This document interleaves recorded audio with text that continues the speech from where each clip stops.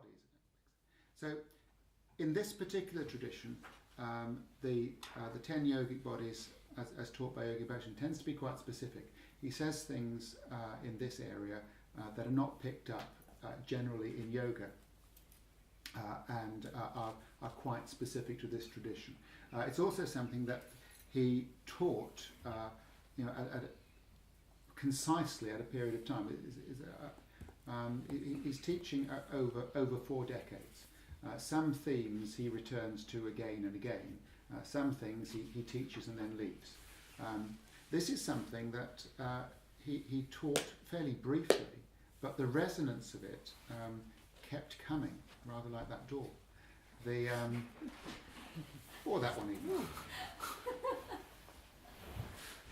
So, having set that in context, it starts at the place that we all need to start, which is, who am I? And this is the recurring question for anyone on a yogic path, is that as we were talking before lunch, or as you were listening before lunch, you have a body.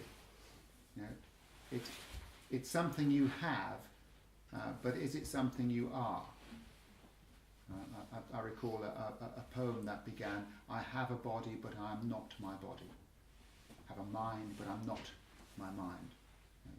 Or in our teacher's oath, we find out what a teacher is by saying, not a woman, not a man, not a person, not a self. What's left is the teacher. So when you pose yourself the question, who am I? You're posing it from the perspective of a mind operating within a body and that consciousness. But in a yogic sense, we're seeking to connect that finite with the infinite. So, who is the I that is eternal? So, your physical body decays and stops. Do you stop with that physical body?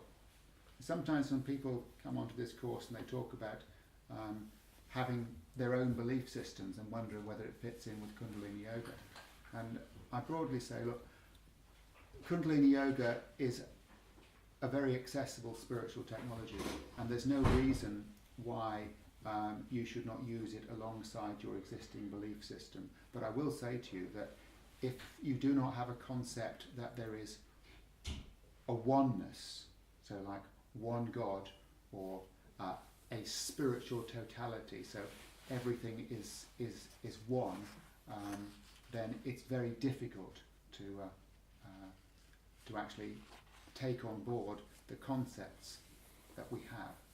And the second concept is that if you strongly believe that you live your life and that's all that there is, it's very difficult to take this on, because within the yogic concept, it's not about somebody living and dying, it's about a soul that endures. And so we start this journey through the 10 yogic bodies in the first body, which is the soul. And when I say start then, well, suddenly that becomes a question. So do I start when I'm born? Well, no, because the soul pre-exists. But let's, for the sake of finishing today, start in this lifetime and say your soul is incarnate in